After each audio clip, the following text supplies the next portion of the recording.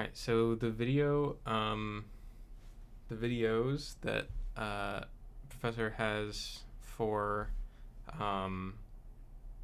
getting MySQL to work with C++, both rely on Visual Studio, which is only available on Windows. And so I figured out how to get it to work on Mac, and he asked me to record a video for it. And so this is that video. So first, if you don't have Xcode command line tools yet somehow, then run this command. But if you're on a Mac and you're able to compile stuff, you probably have these. But we use Clang because that's what they said they support. They said they don't support anything else. So if we go to this link, then you can do either the DMG or the compressed tar archive, but I'm going to do the DMG. And then no thanks. All right, and then I can just run the DMG, click on the package, continue, install, and then install. Okay, and now installation was successful. Move to trash, and now back in here. First we want to figure out where it installed. So for me,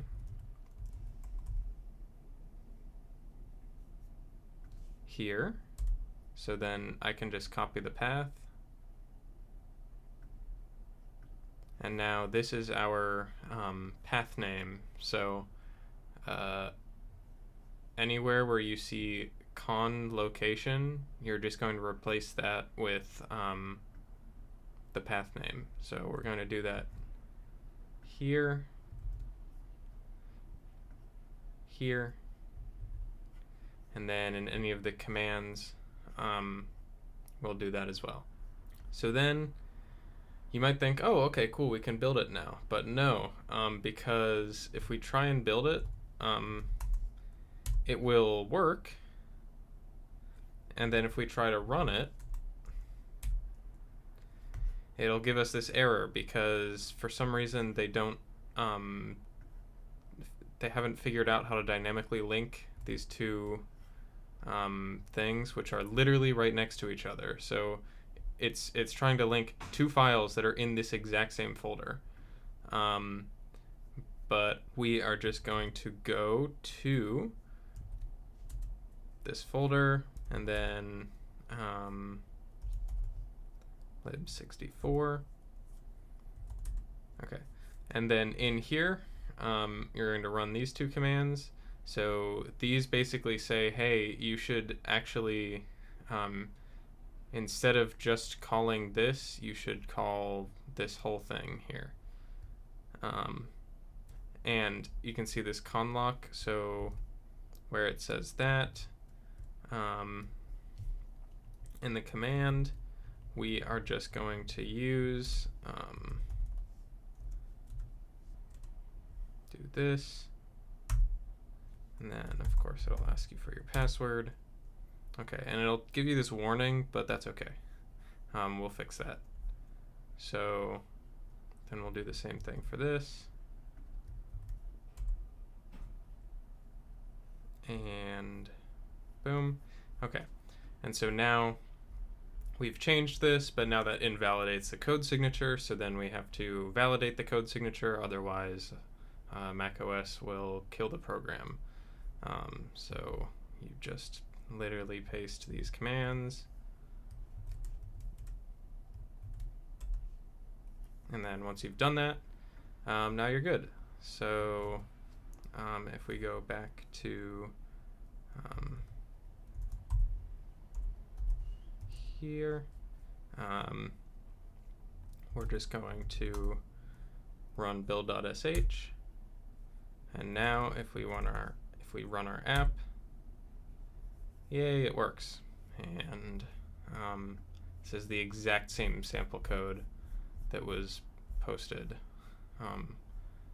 So if you are wondering how this actually works, essentially we just store this to this variable and then we can reference it here. Now, Clang is basically just Apple's version of GCC. So you specify source files, you specify an output if you want to, and then we have to use C++17 because that this library uses stuff that's in C++17. And then we have to say our include paths. We have to include both the regular include and the JDBC, because in here we just call like driver.h directly, and that is actually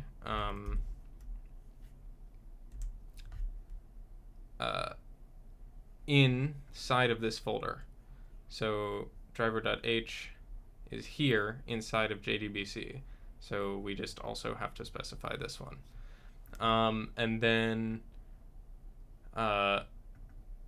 we have this -l for where the dynamic libraries are. Then this flag just gets passed to the linker. They just said you have to do this. I don't know why, but I trust the people who made the library. And then here is just where the runtime libraries are, and that's it. And then this guy just tells VS Code how to interpret the files. So it basically says, hey, these are the include paths, so use these whenever you're trying to parse this. And that way it gives you the correct autocomplete and stuff.